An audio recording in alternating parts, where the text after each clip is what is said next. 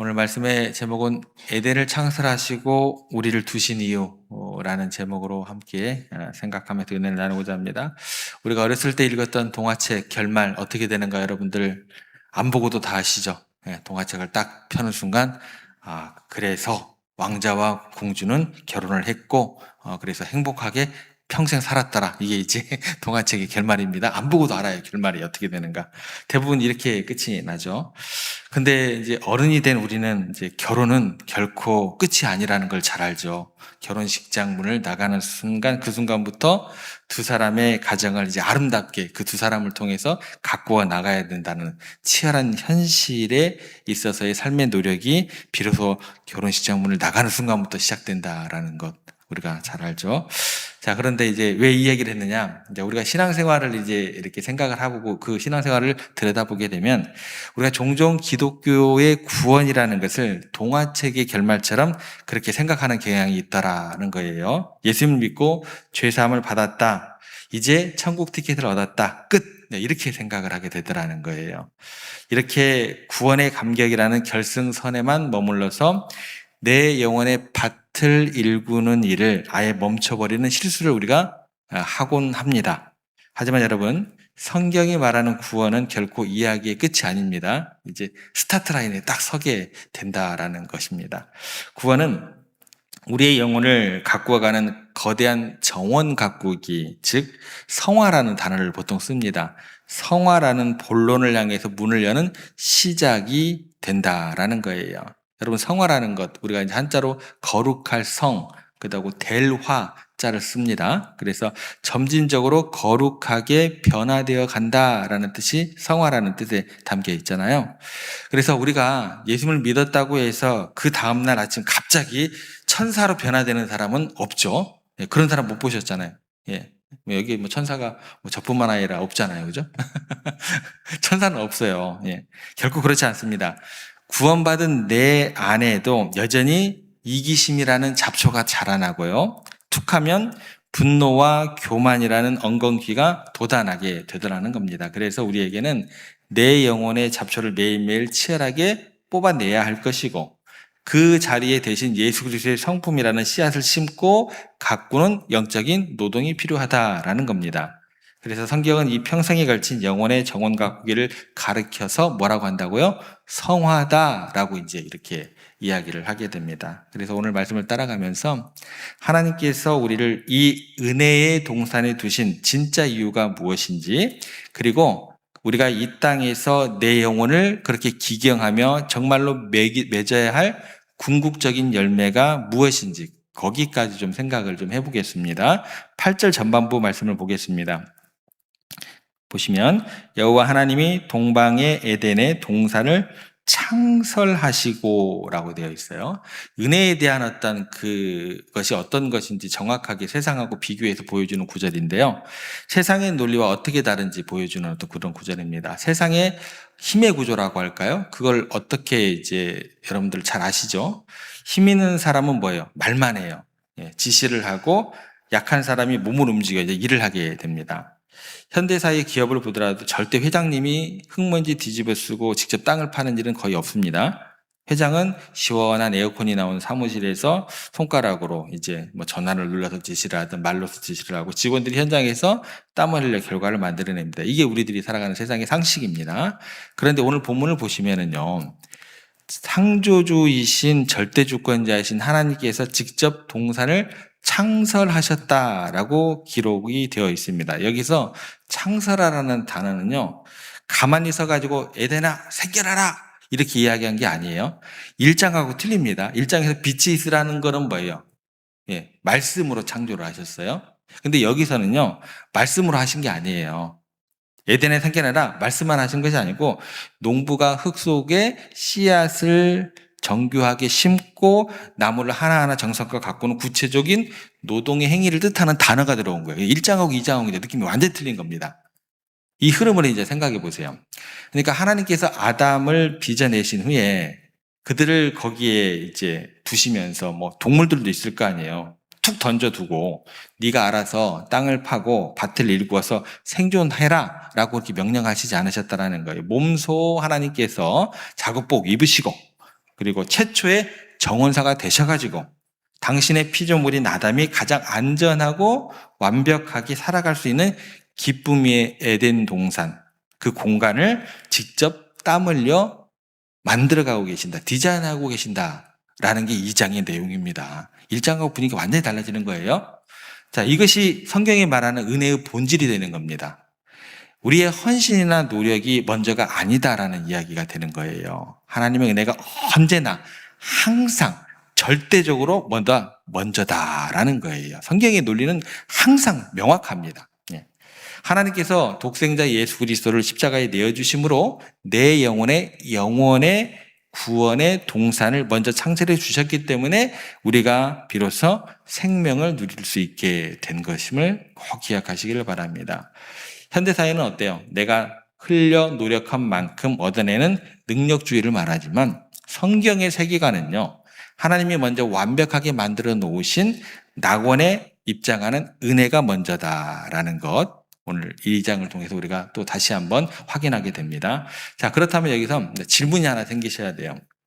하나님께서 직접 땀 흘려 창설하신 이 완벽한 동산에 왜 굳이 아담을 들이셨을까? 아담은 뭐하러 거기에다가 두셨을까? 여기에 대한 것이 이제 8절 후반부에 나오는데요.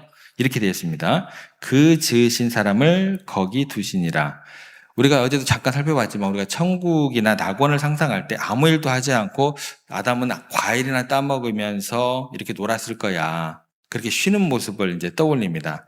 요즘 젊은이들이 꿈꾸는 뭐라 그럴까요? 파이어족이라는 거 있어요. 돈을 젊었을 때 몽땅 벌어놓는 거예요. 한 40대, 40대 중후반까지. 그리고 이제 50대부터 이제 여행 다니면서 노는 거예요. 그 꿈을 가져요. 그걸 파이어족이라고 보통 애들, 젊은 친구들에게. 돈을 많이 벌어서 일찍 은퇴하고 평생 놀고 먹는 것은 최고의 축복이라고 생각합니다. 그 모습을 떠올리게 되더라는 거예요. 에덴 동산을. 그렇지 않다라는 겁니다. 우리가요, 아무런 책임도 없고 해야 할 일도 없고 무한정 쉬기만 하는 것은요, 인간에게 평안을 주는 것이 아니라 오히려 사람을 힘들게 만들어요.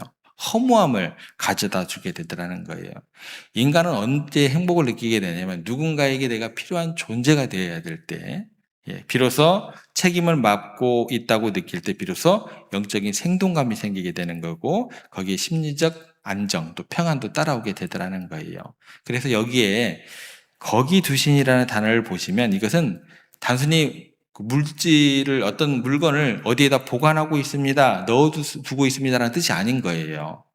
원어의 뉘앙스를 정확히 살리면 뭐냐면 왕이 자신의 대리자로, 대사로 임명하여 파견했다라는 뜻이 되는 거예요. 그렇다면 아담이 에덴 동산에 맡은 대사로서의 사명이 뭘까? 그거는 창세기 2장 15절에 나오는데요. 그 답이 이렇게 되어 있습니다. 그것을 경작하며 지키게 하시고, 이게 구원받은 성도들이 짊어져야 할 그런 일이 된다라는 겁니다. 우리는 단 1%의 노동도 보태지 않고 전적인 하나님의 은혜로 구원이라는 동산에 입장을 했습니다. 하지만 그 은혜의 동산에 들어간 이후부터는 우리는 낮잠 자는 게 아니에요.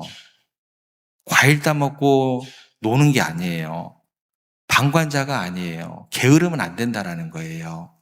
그곳에 뭐를 가꾸고요? 나무를 가꾸고 죄악이 틈타지 못하도록 지켜내야 할 거룩한 관리자로서 부름을 받았다라는 겁니다. 그러니까 아담에게 에덴 동산은 단순히 먹고 노는 무의미한 놀이터가 아니었다라는 거예요. 근데 이제 그렇게 생각을 하게 되더라는 거예요. 그것은 놀이터가 아니라 하나님의 임재가 머무는 그 자체가 뭐예요? 성전인 거예요. 여러분들의 가정이 성전인 거예요. 여러분들의 직장이 성전인 거예요. 거기 두시니라. 여기 두신 게 아니고요. 여기도 두셨고 어디도 두셨다고요?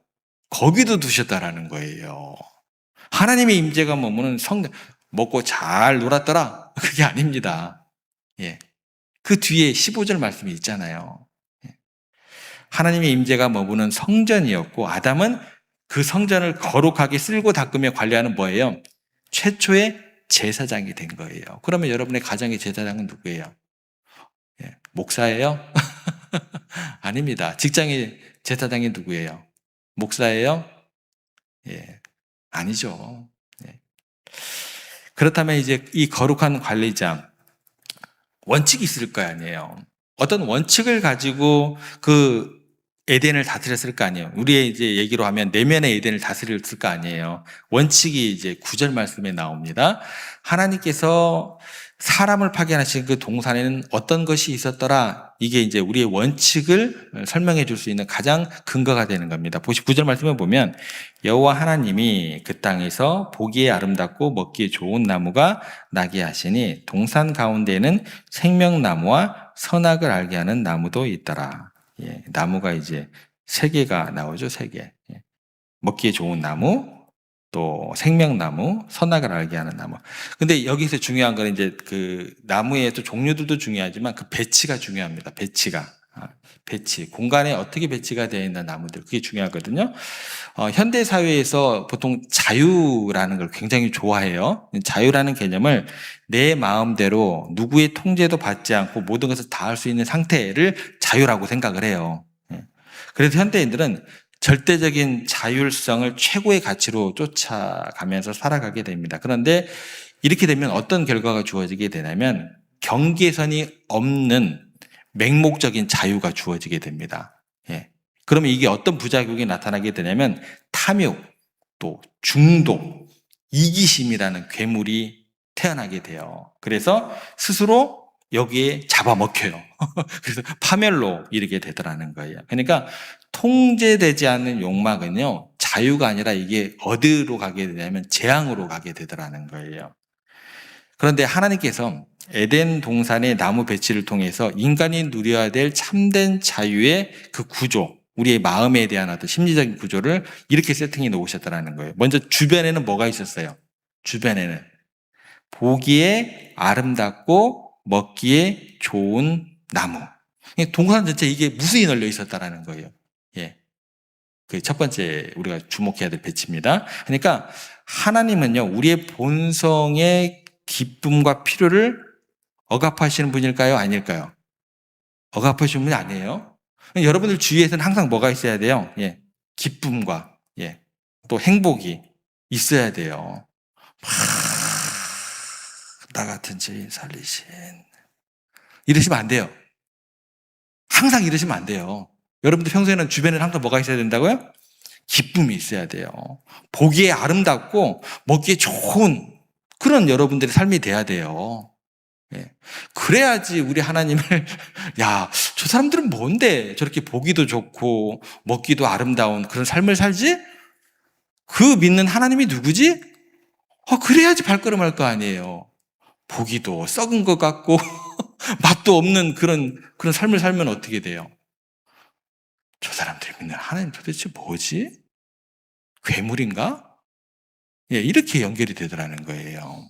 주변에는요, 영적인 즐거움, 보기에 아름다움, 육적인 필요, 먹기에 좋음을 풍성하게 누리도록 누가 하러 가셨다고요? 하나님께서 허락하셨다는 거. 죄가 아닙니다. 하나님께서 허락하셨는데 그게 어떻게 죄가 됩니까? 그런데 여기서 그치면 안 되죠. 그 넓은 동산의 정중앙, 가장 잘 보이는 가운데에 뭐가 배치되어 있는가를 이제 생각을 해보셔야 되죠. 거기에는 뭐가 있어요? 생명나무와 선악을 알게 하는 나무가 심겨 있었다라는 거예요. 우리가 자꾸 이제 선악과를 인간을 함정에 빠뜨리는 뭐 지뢰처럼 생각을 하지만 성경은 그렇게 접근하지 않습니다. 하나님이 그렇게 말씀하지 않으셨어요.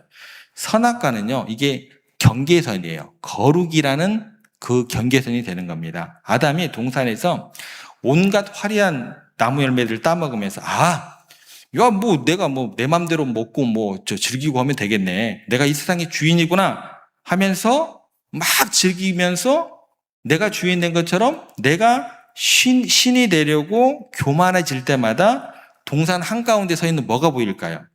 선악과를 보면서 자신의 한계와 존재를 깨닫게 되는 거예요. 착각하지 말자. 나의 주인이 계시는구나. 내가 주인이 아니라 관리자구나. 내 삶의 중심입니다. 중심. 내 삶의 중심. 선과 악을 판단하는 최종 결정권자는 내가 아니라 우리 하나님이시구나. 중앙이에요. 중앙. 중심이에요. 그러니까 자신의 주권 내려놓고 중심에 하나님의 통치를 인정할 때 인간은 비로소 그 옆에 있는 무슨 나무? 생명나무가 이제 옆에 있잖아요. 생명나무, 즉 영원한 안식과 생명, 참된 자유를 누릴 수 있게 되는 겁니다. 그냥 자유가 마음대로 먹고 노세요 이게 아니에요. 참된 자유, 성경에서 이야기하는 하나님께서 우리에게 주신 참된 자유입니다. 선악과를 바라보면서 아이고 내가 관리자였지? 부르심을 받은 사람이었지? 내가 교만하면 안 되지? 잘 관리해야지. 주신 축복 마음껏 기쁨 가운데 누리면서 그러면서 옆에 있는 생명나무, 그 생명을 누리게 된다는 겁니다. 그러니까 하나님의 그 주권이 내 삶의 중심에 단단하게 박혀 있을 때에만 우리가 누리는 모든 자유가 타락하지 않고 아름답게 유지될 수 있다는 겁니다. 사랑하는 성도 여러분, 그런데 이제 문제가 생기죠. 아담의 범죄로 에덴 동산에 우리가 쫓겨났어요. 사라지게 되죠, 에덴 동산. 하지만 예수 그리스도 안에서 새로운 피조물이 된 우리들의 내면에는 성령께서 거하시는 새로운 에덴 동산이 창조되었다라는 거예요. 에덴 동산이 어디였을까? 찾아도 찾을 수가 없어요. 그걸 왜 찾으러 다녀요? 성령께서 거하시는 거룩한 새로운 에덴 동산을 주셨다라는 거예요. 그렇다면 우리는 이제 어떻게 이 내면의 동산을 제사장처럼 경작해야 될까? 구약의 에덴 동산을 신약의 성도들의 삶으로 가져오면 이 성화라는 단어가 등장하게 되는 것이고 두 가지의 구체적인 행동이 신약 성경에 기록되어 있습니다. 먼저 첫 번째는 뭐냐면 잡초를 뽑아내셔야 돼요. 잡초를. 로마서 12장 2절 말씀에 가면 이런 말씀이 있습니다. 너희는 이 세대를 본받지 말고 오직 마음을 새롭게 함으로 변화를 받아. 세상의 문화는 전염성을 가지고 있습니다. 우리의 마음을 가만히 내버려 두면 돈이 최고라는 가치관, 나만 잘 살면 된다는 이기심, 끊임없이 남과 비교하는 시기심이라는 잡초가 내 영혼을 어느새 덮어버리게 되더라는 거예요. 그러니까 이 악한 시대의 풍조에 동화되지 않도록 매일 우리가 어떻게 해요? 말씀과 기도로 내 생각의 잡초를 열심히 어떻게 해요? 뽑아내야 된다라는 게 그 첫 번째입니다. 두 번째는 뭐냐면 궁극적인 열매를 맺는 일이에요. 우리가 왜 새벽에 깨워서 이렇게 그 내면의 잡초를 왜 뽑아야 하냐면 우리가 교양 있는 사람이 되고 착한 사람이 되려고 하는 게 아닙니다. 기독교를 그렇게 생각하시면 안 돼요. 로마서 8장 29절에 이 경작의 가장 위대한 목적이 나타나게 되는데요. 이렇게 나타납니다. 하나님이 미리 아신 자들을 또한 그 아들의 형상을 본받게 하기 위하여 우리가 기도하고 내 마음의 밭을 일구는 이유, 우리가 가정과 일터에서 억울함을 참고 인내하며 사랑을 심는 이유는 하나밖에 없어요. 내 안에 그리고 우리 교회 공동체 안에 예수 그리스도의 성품이라는 눈부시게 아름다운 나무가 자라나게 하기 위함이다라는 것밖에 없습니다. 말씀을 정리해 봅니다. 여러분들에게 질문해 볼게요. 지금 여러분의 마음의 정원에 무엇이 자라고 있습니까? 분노? 섭섭함의 잡초입니까? 아니면 용서, 긍휼의 씨앗을 뿌리고 잘 갖고 오고 계십니까? 아니면 스스로 왕이 되려는 세속의 엉겅퀴? 아니면 예수 그리스도의 거룩한 형상입니까? 하나님께서 오늘 여러분을 은혜의 동산에 두셨음을 기억하시기를 바랍니다. 천국 티켓 얻었다고 만족하면서 내 영혼의 정원을 방치하는 게으름을 우리 가운데서 사라지게 해달라고, 방관자가 되지 않도록 해달라고 우리가 오늘 아침 기도했으면 좋을 것 같습니다. 오늘 당장 우리의 영적인 그런 어떤 그 제초 작업을 할 도구들을 창고에서 꺼내셔야겠죠. 말씀으로 세상의 잡초를 뽑아내고 기도의 눈물로 영혼에 물을 주고 내 삶의 정중앙에 하나님의 통치라는 선악과를 확고히 다시금 세우시기를 부탁을 드릴게요. 그리고 오늘 하루도 나와 함께 하시고 나의 동역자가 되시는 성령님과 함께 내 삶과 내 영혼을 아름답게 기경하면서 마침내 예수 그리스도라는 찬란한 열매를 맺어가는 복된 성화의 과정을 걷는 여러분들과 세종의 모든 권속들 되시기를 주님의 이름으로 축복합니다.